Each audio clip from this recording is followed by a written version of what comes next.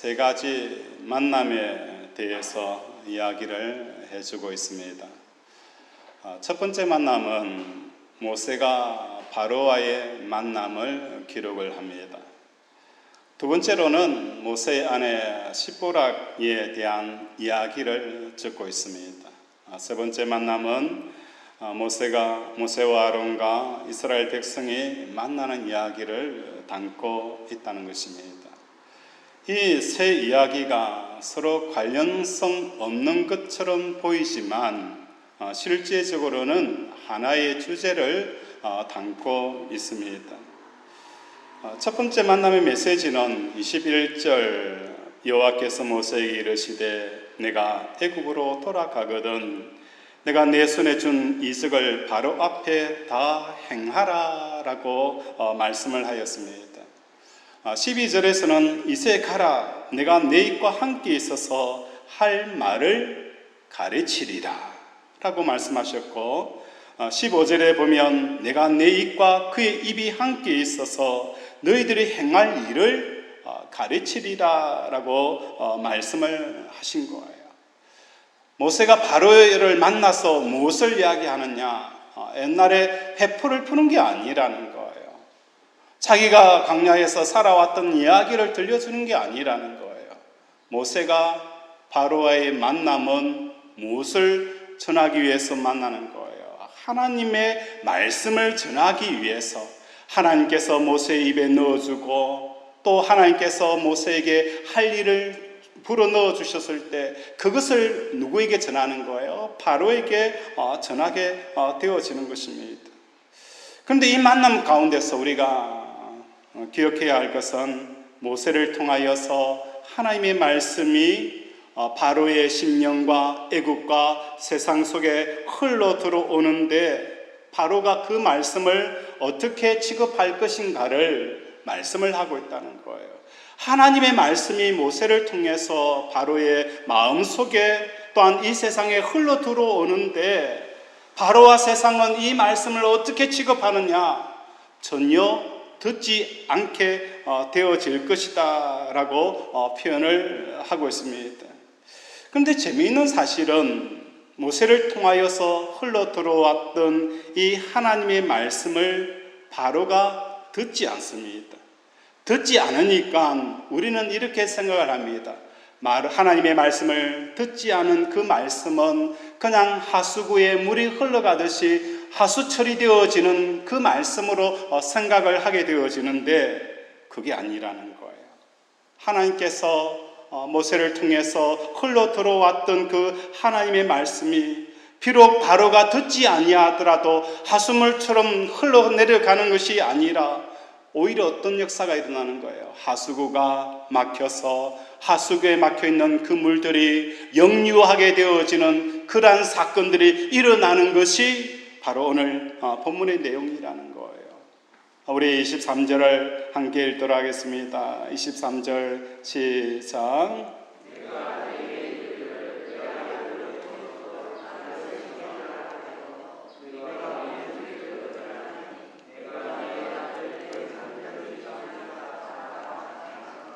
내가 내게 이르기를 내 아들을 보내어 주어 나를 섬기게 하라 하여도 내가 내게 보내주기를 거절하니 이스라엘 백성들을 보내는 것을 하나님의 말씀이 임하여서 보내라라고 하였지만 바로는 어떻게 해요? 한기에 듣고 한기로 흘러버립니다. 하나님의 말씀, 하나님의 뜻과 하나님의 계획이 마치 바로에 의해서 하수물 처리되어지는 것처럼 처리되어지는데 그것으로 끝나는 것이 아니라 그 처리되어졌던 하수의 물이 마치 역류하는 처럼 역류 현상을 일으키면서 어떤 결과를 가져오는 거예요? 애굽에 있는 모든 장자를 어떻게 하는 거예요? 죽이리라 라고 말씀하시는 것을 우리는 볼 수가 있게 되어지는 것입니다. 마태복음 24장 35절에 보면 천지는 없어질지언정 내 말은 없어지지 아니하리라.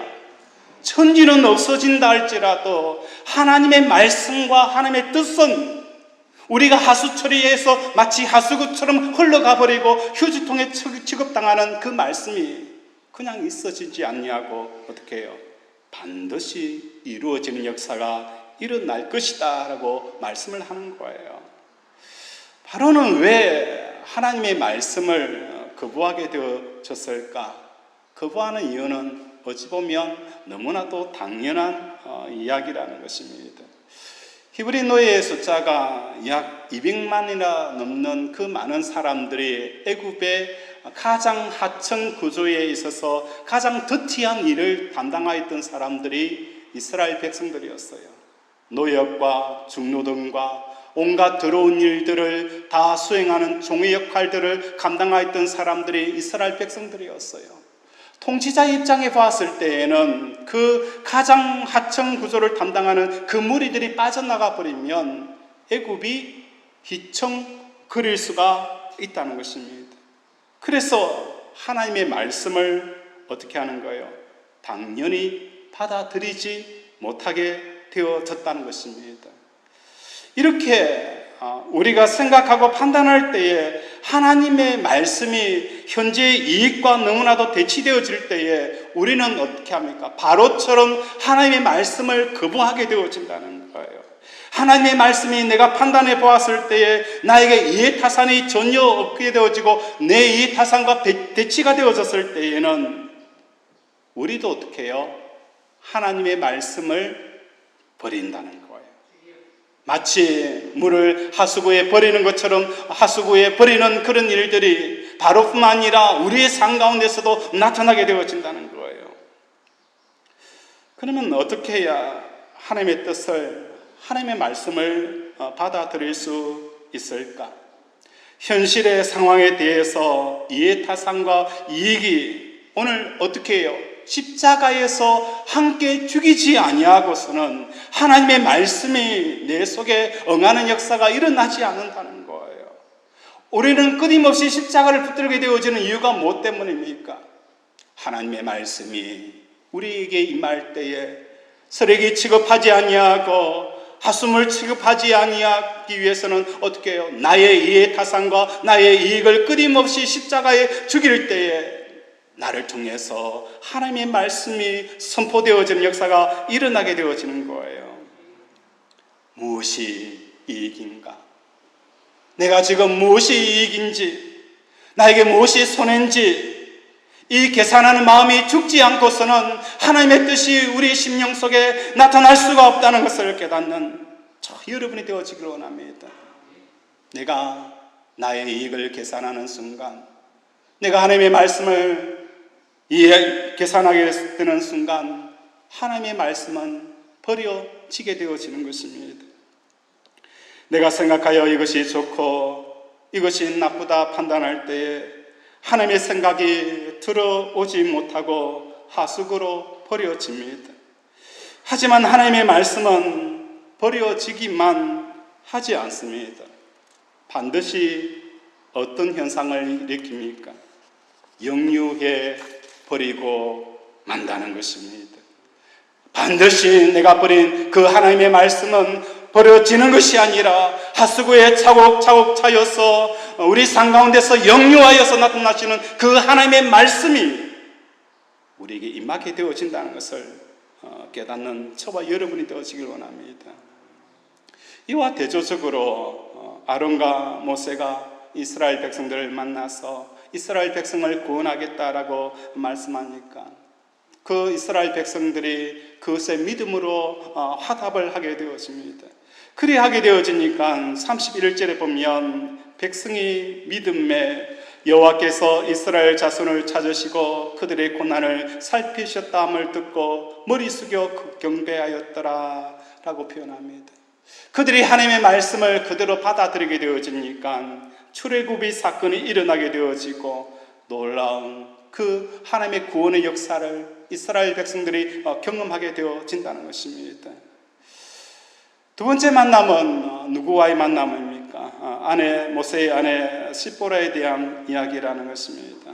모세가 두 아들을 데리고 애굽으로 내려가게 되어집니다. 숙소에 이르렀을 때 24절에 보면 우리 함께 24절을 보겠습니다. 시작.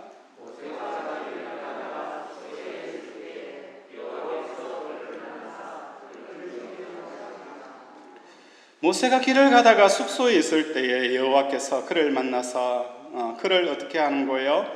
죽이려 하신지라.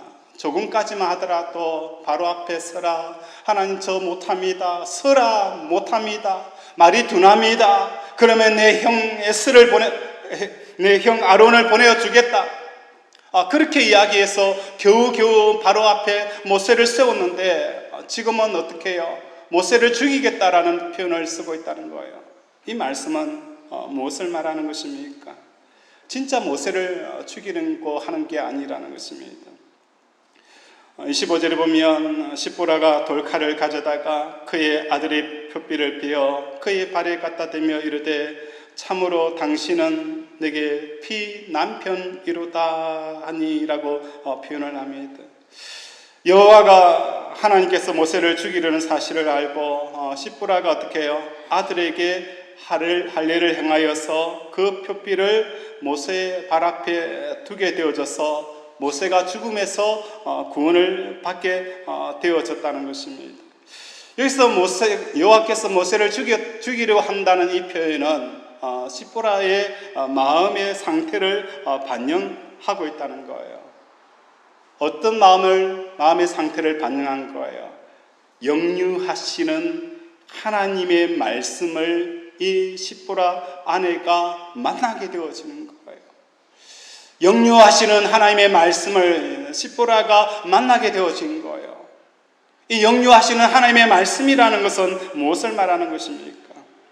십보라의 생각에 내 생각을 고집하고 내 생각을 유지하면서 나아가게 되어지니까 이 생각과 이 고집을 유지하게 되어지면 내 남편이 죽게 되어진다라는 그 두려움이 십보라에게 엄습을 하게 되어진다는 거예요. 지금 십보라가 고집하고 유지하고 있는 이 생각은 어떤 생각이었을까? 모세에게는 두 아들이 있었습니다. 첫째 아들이 게르솜이었고 두 번째 아들은 엘리에셀이었습니다. 게르솜은 첫 번째 난 아들이었기 때문에 유대 전통을 따라서 첫 번째 아들에게는 할례를 행하였습니다. 그런데 두 번째 아들 엘리에셀에게 모세가 할례를 행하려고 하니까 십보라가 막았습니다. 첫 번째는 그냥 생각 없이 할례를 행하게 했지만 두 번째로는 안 돼. 왜냐하면 자기 아버지 이드로 장인이기 때문에 미디안 제사장이기 때문에 미디안 사람들은 할례를 행하지 않아. 그리고 첫 번째 할례를 행하였던 그 게르솜에게 특별히 할례의 의미가 전혀 없었다는 거예요. 굳이 할례를 행할 필요가 없다. 왜 그 어린 핏덩어리 아이를 표비를 베어서 그렇게 고통스럽게 하느냐? 십보라가 극구 어떻게 해요? 반대를 하게 되어진 거예요.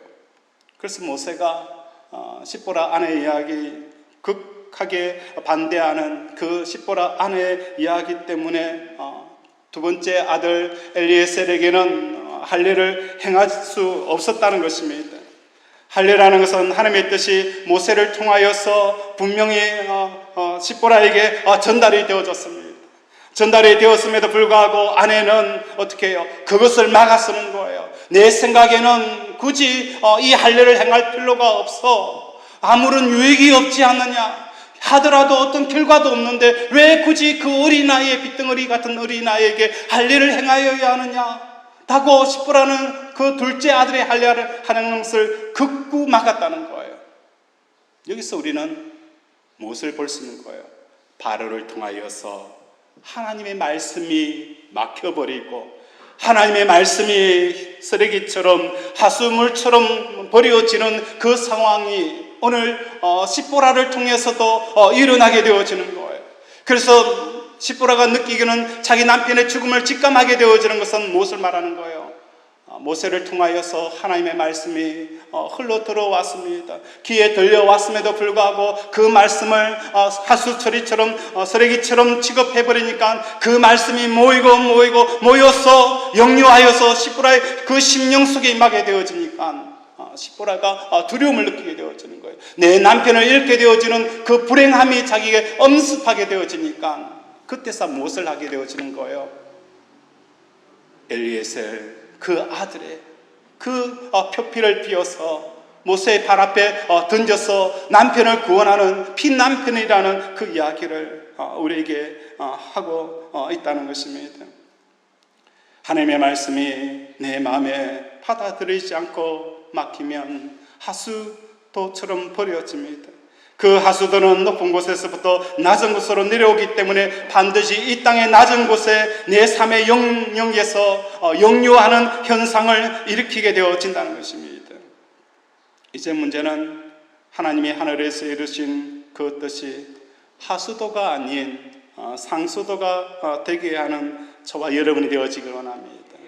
상수도가 되어져서 그 말씀을 통해서 나를 통해 흘러 넘칠 때에 우리에게 많은 생명의 양식들이 저와 여러분을 통해서 흘러 넘치게 되어진다는 것입니다. 노아 홍수 사건은 어떤 사건입니까?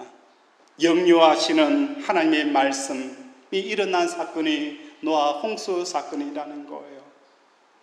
노아를 통해서 하나님의 심판의 말씀이 사람들은 귀를 기울이지 않습니다. 하나님의 뜻이 사람들의 심령 속에 그대로 흘러 들어가지 않습니다. 그것이 차곡차곡 쌓여서 하늘에 이르러서 그 하나님께서 하나님의 말씀이 역류하게 되어지니까 온 땅의 모든 생물들이 물로 말미암아 잠기게 되어지는 것을 노아 홍수 사건을 통하여서 우리는 발견하게 되어지는 거예요. 오늘 하나님의 뜻이 저와 여러분에게 들려올 때에 그 말씀이 여러분의 상수도가 되어져서 생명의 물고가 역할을 감당하는 저와 여러분이 되어지길 원합니다. 내 이익과 이해타산과 내 형편과 상황에 따라서 하나님의 말씀을 지급하게 되어지면 우리 하나님의 말씀은 땅에 떨어져 없어지지 않습니다. 반드시 역류하여서 그 뜻을 이루시는 그 하나님의 능력을 우리가 체험케 되어지는 것입니다. 어떻게 하나님의 말씀을 받아들일 수가 있을까? 우리는 이런 표현을 합니다. 하나님은 사랑의 하나님이십니다. 구약을 읽으면서 하나님이 사랑의 하나님이시면서 왜 이렇게 많은 적들을 죽입니까? 사람들을 죽입니까? 라고 표현을 합니다. 우리는 사랑의 하나님이 있다라는 그것을 가지고 기독교인으로서 살아가지 못하는 문제는 무엇 때문입니까? 하나님을 진짜 사랑하는 사람이라면 어떻게 해야 합니까? 하나님의 통치 안에 들어가야 합니다. 하나님의 통치 안에 들어가지 않으면서 하나님을 사랑한다라는 것은 있을 수도 없는 이야기라는 거예요. 나의 문제가 무엇입니까? 하나님을 사랑한다면서 하나님의 말씀이 나를 통해서 통치받지 못하는 것이 뭡니까? 우리 문제라는 거예요. 하나님을 사랑하면서 하나님의 통치 안에 들어가야 하는 거예요. 하나님의 다스림 안에 들어가야 되고 말씀이 우리 속에 이루어지기 위해서 오늘도 우리는 십자가를 붙들고 나를 죽이는 삶이 이루어지는 게 뭡니까? 하나님의 통치가 이루어지는 거예요. 오늘 우리 삶 가운데서 얼마나 십자가를 붙들고 있었습니까? 끊임없이 나의 이익과 이해타산과 내 상황과 내 역경 때문에 하나님의 말씀이 하수처리처럼 여김을 당하는 이때 하나님의 통치 안에 들어가기 위해서는 어떻게 해요? 나의 이익과 나의 생각과 나의 형편을 오늘도 어떻게 해요? 십자가에 죽이는 저와 여러분이 되어져야 하는 거예요. 내 나이가 많아서 아닙니다. 내가 건강하지 못해서 아닙니다. 내가 배우지 못해서가 아니에요. 우리는 하나님의 통치 영역 안에 들어가게 되어지면 하나님께서 나를 통해서 놀라운 역사를 일으키게 되어진다는 것입니다. 하나님의 통치 안에 들어간다는 것은 그 무엇을 말하는 것일까요? 시편 132편 13절에 이렇게 표현합니다. 여호와께서 시온을 택하시고 자기 거처를 삼고자 하여 이르시기를 이는 내가 영원히 쉴 곳이라 내가 여기 거주할 것은 이를 원하셨습니다 라고 표현합니다. 여호와께서 무엇을 하신 거예요? 시온을 택하시고 자기 거처를 삼고자 하여 이르시기를 내가 영원히 쉴 곳이다. 하나님이 시온을 택한 이유가 무엇 때문일까? 또한 하나님께서 시온에 거하게 되어 영원히 거하게 되어지는 그 이유가 무엇 때문일까요? 시온이라는 것은 하나님의 성전이 있는 곳이고, 성전에는 뭐가 있어요? 하나님의 법궤가 있습니다. 다시 말해서 하나님이 시온을 택한 가장 중요한 이유, 그게 무엇입니까?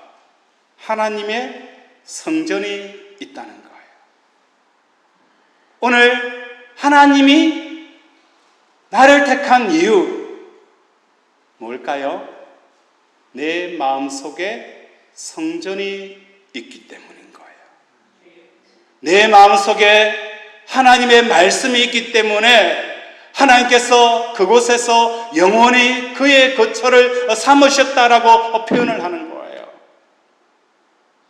하나님께서 나를 택하신 가장 근원적인 이유는 하나님이 시온을 택하시고 왜 택하였습니까? 하나님의 법궤, 하나님의 성전이 있기 때문이라는 거예요.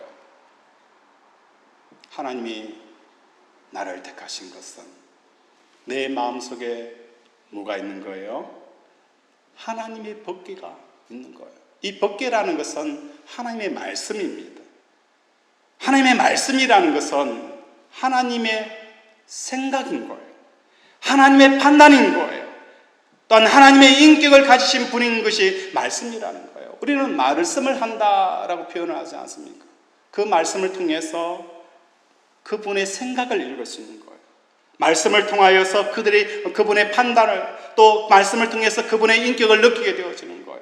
다시 말해서 하나님이 시온을 두신 이유는 성전에 하나님의 생각과 하나님의 판단과 하나님의 인격이 머물러 있어야 그곳에 어떻게 해요?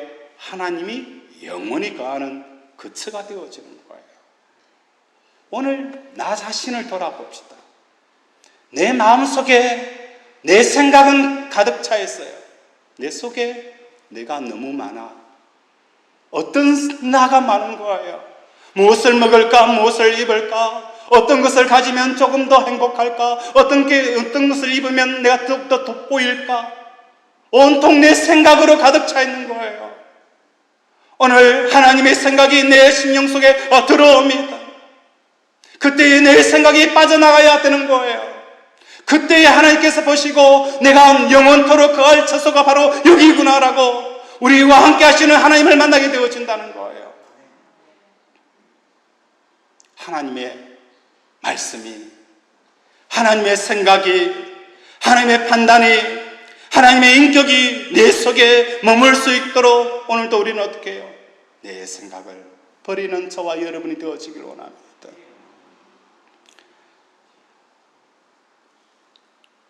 14절에서도 하나님이 영원히 거주하심이 인간에게 일어나는 이것이 곧 뭐라는 거예요? 영생이다 라고 말씀하고 있는 거예요. 요한복음 17장 3절에 보면 영생은 곧 유일하신 참 하나님과 그가 보내신 예수 그리스도를 아는 것이다 라고 표현하는 거예요. 하나님이 내 속에 들어와서 하나님의 생각과 하나님의 판단과 하나님의 인격을 아는 것이 곧 우리에게 영원한 힘이 되어지는 거예요. 우리에게 말할 수 없는 경쟁력이 되어지는 거예요. 다른 게 아닙니다. 우리의 경쟁력은 뭡니까? 하나님이시라는 거예요. 남들보다도 더 많은 정보를 아는 것, 더 많은 특수한 기능을 가지고 있는 게 아니에요. 우리의 경쟁력은 하나님, 그분을 아는 것입니다. 그래서 요한복음 17장 21절에 보면 아버지여, 아버지께서 내 안에, 내가 아버지 안에 있는 것 같이 그들도 다 하나가 되어서 우리 안에 있게 하사라고 표현을 하는 것입니다. 오늘 하나님이 머무는 그 순간 우리에게 영생이며 구원이며 또한 우리 배에서 생수의 강이 흘러넘치는 놀라운 역사가 일어나게 되어진다는 것입니다. 하박국 2장 14절에 보면 물이 바다 덮음같이 여호와의 영광이 온 세상 가득하리라 라는 표현이 있습니다. 여기서 참 난해한 표현이라는 거예요. 물이 바다 덮음같이 여호와의 영광이 온 세상에 가득하다. 여기서 물이 뭔고 바다가 뭔가 우리는 좀 헷갈릴 때가 있어요. 물이 무엇이고 바다가 무엇이며 여호와의 영광이 온 세상을 뒤엎는다는 이 표현이 무엇을 의미하는 것일까요? 여기서 하박국의 해답이 있습니다. 하박국서를 우리 함께 보도록 할게요. 하박국 3장 17절 우리 함께 찾아보도록 할게요. 하박국 3장 17절 비록 무화과 나무가 무성하지 못하며 포도나무에 열매가 없으며 감람나무에 소출이 없으며 밭에 먹을 것이 없으며 우리 양이 없으며 외양간에 소가 없을지라도 나는 여호와로 말미암아 즐거워하며 나의 구원의 하나님으로 말미암아 기뻐하리로다 라고 표현합니다. 하박국 선지자가 3장 17절의 마지막 절에 이르러서 왜 생뚱맞게 이 말씀을 하였을까? 하박국 선지자의 주제는 뭡니까? 이스라엘 백성들이 왜 악한 일을 자행합니까? 가진 자들이 또 종교 지도자들이 왜 이렇게 악한 일을 자행하고 있고 또 악한 자들이 형통하는 것에 대해서 가슴 아파했던 사람이 하박국 선지자였습니다. 그의 모든 초점은 이것이었는데 갑자기 무화과 나무가 무성하지 못하며 포도나무에 열매가 없으며 감람나무가 소출이 없으며 라는 이 말씀을 왜 하고 있을까? 악인의 형통이라는 것은 무화과 나무가 무성하고 포도 열매가 가득하고 감람나무에 소출이 많으며 밭에 먹을 것이 많으며 우리의 양이 많게 되어지는 그 상태가 어떤 상태인 거예요? 바다의 상태라는 거예요. 모든 사람들이 포도나무에 열매가 가득한 삶, 악한 사람이나 믿는 사람이나 추구하는 그 추구 목적은 하나였습니다. 포도나무에 열매가 가득하며 감람나무에 소출이 많으며 밭에 먹을 것이 많은 이것이 모든 사람의 수많은 바다와 같은 그런 상황이었어요. 이 상황에 물이 바다를 덮는다는 것은 무엇을 말하는 거예요? 이것이 없더라도 나는 여호와로 말미암아 기뻐하고 경배하고 찬양하겠다라는 물이 온 땅을 뒤덮게 되어지는 이것이 바로 여호와의 영광이라는 거예요.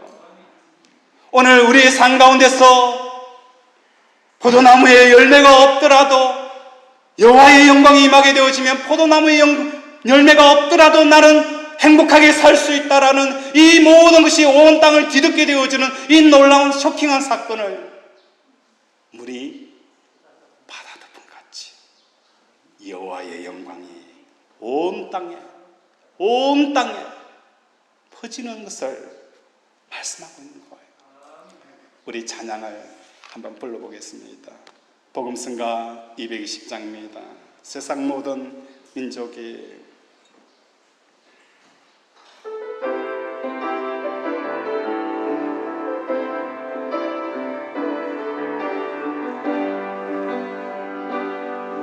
세상 모든 민족이 구원을 얻기까지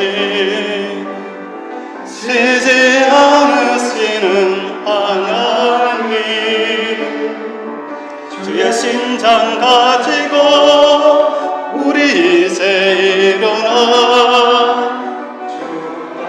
그때 하소서 모든 육체가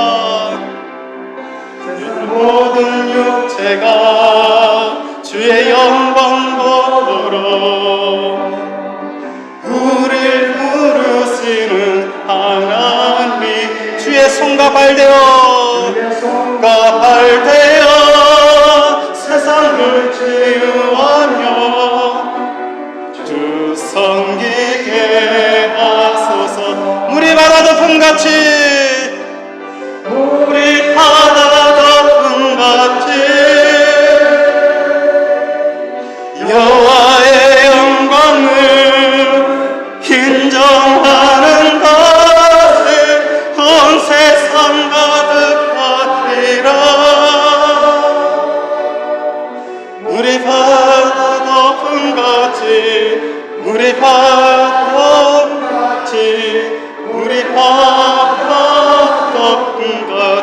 보리라 보리라. 그날에 주의 영광 가득한 세상 우리는 듣게 되리. 온 세상 가득한 승리의 함성 우리 바다 덮음같이 이 바다 덮음같이 여호와의 영광을 인정하는 것을 온 세상 가득하리라. 우리 바다 덮음같이 우리 바다 덮음같이 우리 바다 덮음같이. 아멘. 물이 바다 덮음같이 이 땅의 모든 사람들이 감람나무에 열매가 많아야 삽니다. 포도나무에 소출이 많아야 삽니다. 외양간에 소가 있어야 삽니다. 그 바다를 하나님의 영광의 물이 덮게 되어지니까 어떤 표현을 씁니까? 감람나무에 소출이 없으며 밭에 먹을 것이 없으며 우리의 양이 없으며 외양간에 소가 없을지라도 나는 여호와로 말미암아 즐거워하며 나의 구원의 하나님으로 말미암아 기뻐하리라. 이 역사가 일어나는 거예요. 이것을 위해서 어떻게 되어지는 거예요? 내가 여호와의 손과 발이 되어져야 되는 거예요. 여호와의 손과 발이 되어지기 위해서는 하나님이 모세를 향하여서 하나님의 말씀이 바로에게 임하였을 때에 자기의 이해타산과 상황과 여건으로 그 말씀을 쓰레기 취급하지 아니하고 하수물로 취급하지 아니하고 상수도 역할을 감당하게 되어지니까 하나님의 영광이 이 땅의 모든 심령을 듣고 치료하며 회복의 역사가 일어나는 거예요. 회복의 역사가 일어나는 거예요. 그 중심에 저와 여러분이 서 있기를 주님의 이름으로 축원을 드립니다. 뜻이 하늘에서 이루어진 것처럼 땅에서 이루어질 수 있도록 오늘도 여호와의 말씀이 내 심령 속에 새겨지기를 원합니다. 내 판단을 몰아내고 하나님의 판단이 들어오고 내 생각을 몰아내고 하나님의 생각이 머물고 하나님의 인격이 나를 통해서 드러날 때에 하나님께서 내가 시온의 영원한 거처를 삼는 것처럼 우리의 심령이 하나님으로 말미암아 충만하게 채워지도록 오늘도 십자가 붙들고 살아가는 저와 여러분이 되어지기를 주님의 이름으로 축원을 드립니다. 말씀을 생각하면서 함께 기도합니다. 하나님의 말씀이 모세를 통해서 바로에게 임하였습니다. 하나님의 말씀이 모세를 통하여서 십보라에게 임하였습니다.